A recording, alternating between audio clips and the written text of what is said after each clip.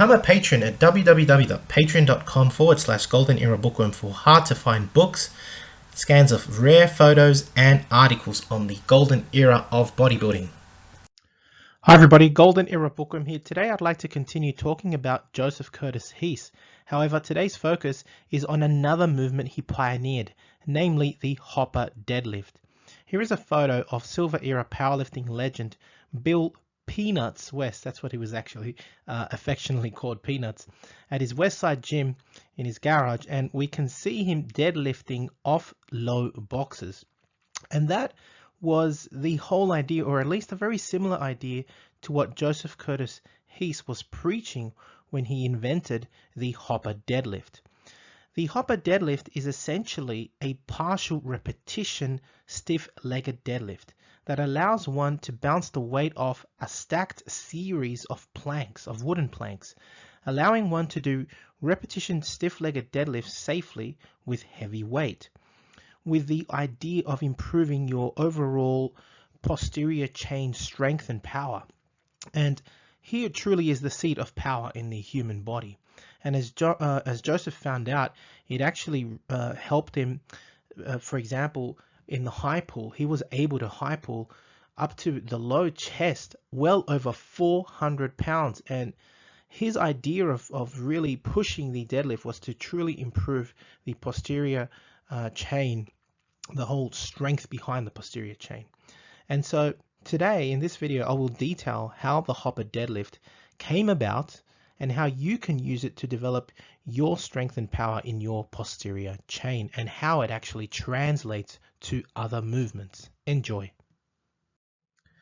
Now, just to recount the story of how the Hopper deadlift was born, Joseph Curtis Hise had been squatting for several months, and because, according to many, the deadlift goes hand in hand with squatting and developing power because they both work the posterior chain, Joseph Curtis Hise decided to give the deadlift a try, and he tried both the regular and stiff-legged versions of the deadlift, and then decided to focus on the stiff-legged version. Soon after, he began especially using heavy weights with the stiff-legged deadlift. He started noticing that his back was starting to, give him a few problems, and especially as he progressed to heavier and heavier weights.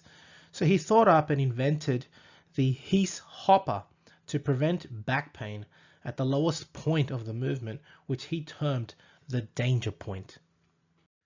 Now, this following diagram here depicts the construction of one of the Hise Hoppers, which was highly recommended for the development of the deadlift as a movement, as well as developing great cleaning power. It operated on the overload principle and gave a bounce from the bottom position as the weight was lowered rapidly to the hopper.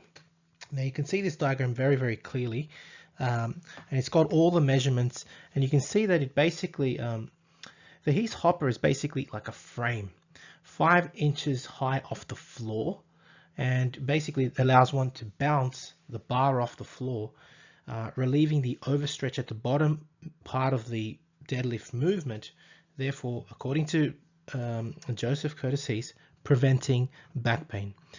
Now Joseph, he was able to perform his Hise Hopper deadlift, which is very similar, I guess, to repetition partial stiff-legged deadlifts.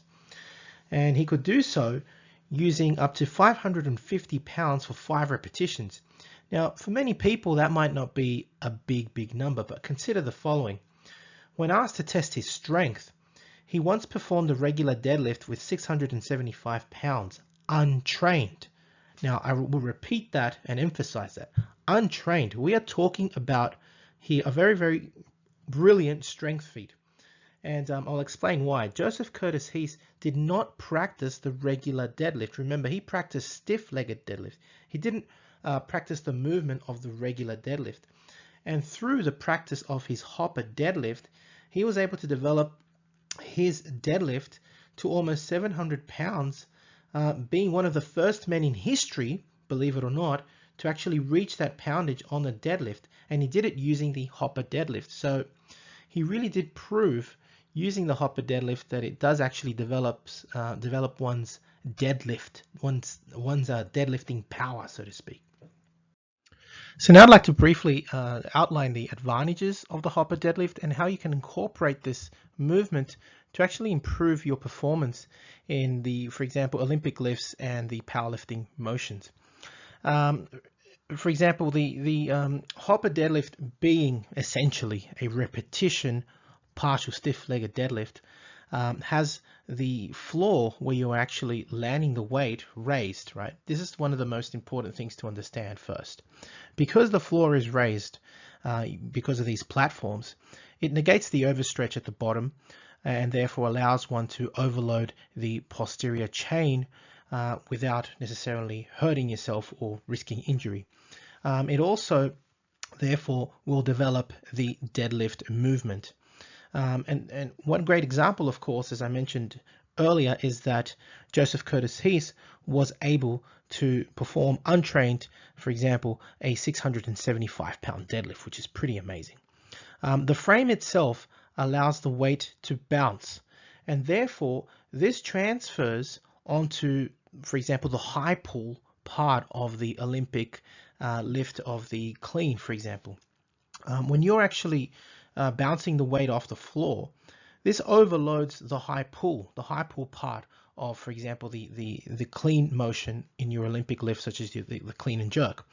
And the fact that it transfers into Olympic weightlifting motions obviously means that it's going to improve your power in Olympic weightlifting as well. So you've got advantages in both transfer of this increased strength and power in your powerlifting motions and your Olympic weightlifting motions. And of course, examples are given as well by Joseph Curtis Hise, because he was, as I already mentioned, able to, I think, deadlift about 580 pounds.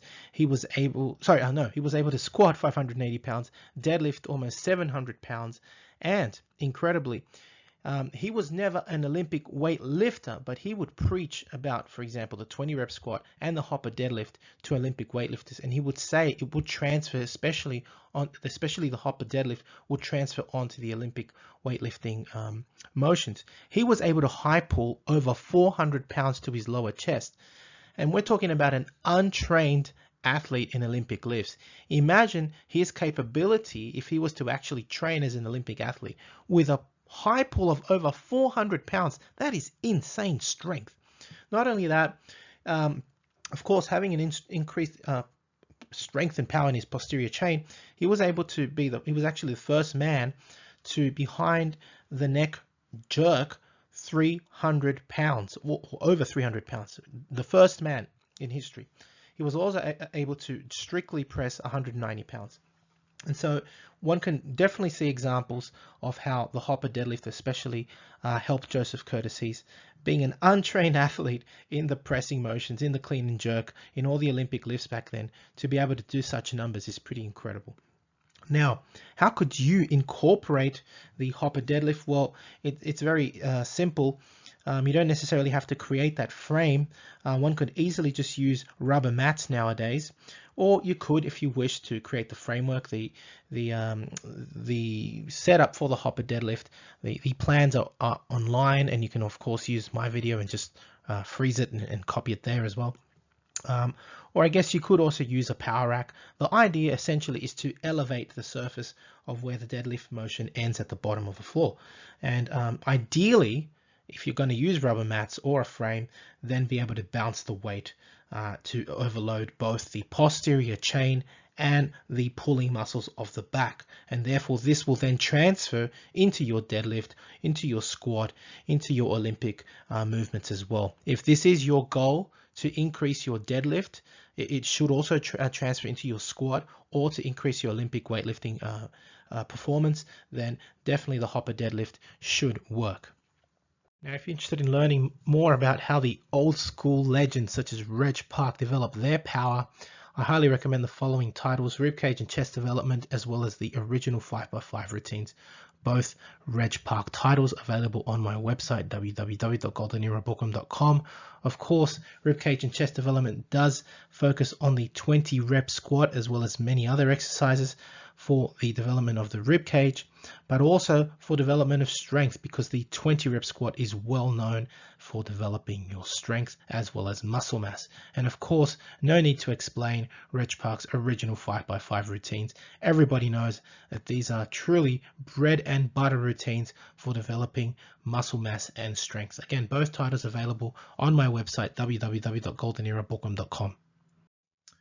So I do hope you've enjoyed watching this video on Joseph Curtis Hise. Once again, this is why I regard him as one of the greatest pioneers in powerlifting.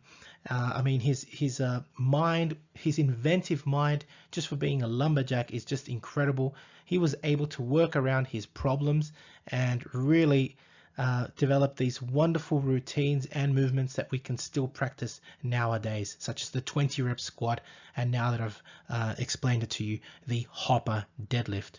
Hope you've enjoyed watching the video. If you have, please give the video a thumbs up, subscribe if you haven't, and leave me your comments. Thank you again for watching. I'll leave you with this awesome photo of the late Franco Colombo lifting over 700 pounds, and you can see every goddamn fiber in his body about to burst from the strain.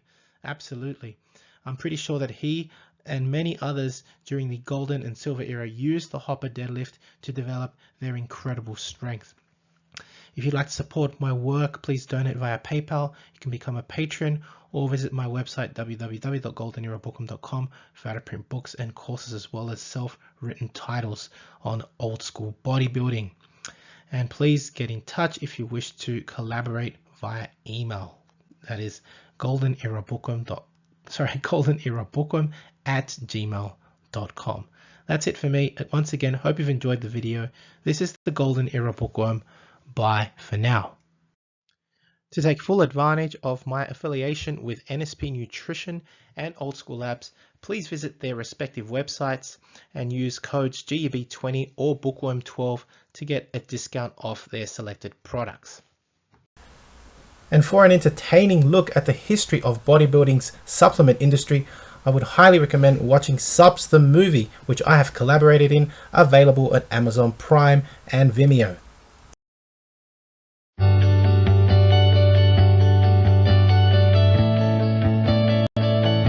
Hi everybody, I just want to recommend this phenomenal book, Vince's Secret Locker, volume number 2 by Carl Coyne. I've been looking at this for about 4 weeks and I can't put it down. If you get a chance, check it out. He also has a part 1 that I highly recommend also. Vince was the trainer to the stars and had an amazing, interesting gym that today there's still not equipment like it around. It was all made out of wood. He'll be on our radio show coming up probably in the next couple weeks or so. Have a great day, and again, highly recommend this book.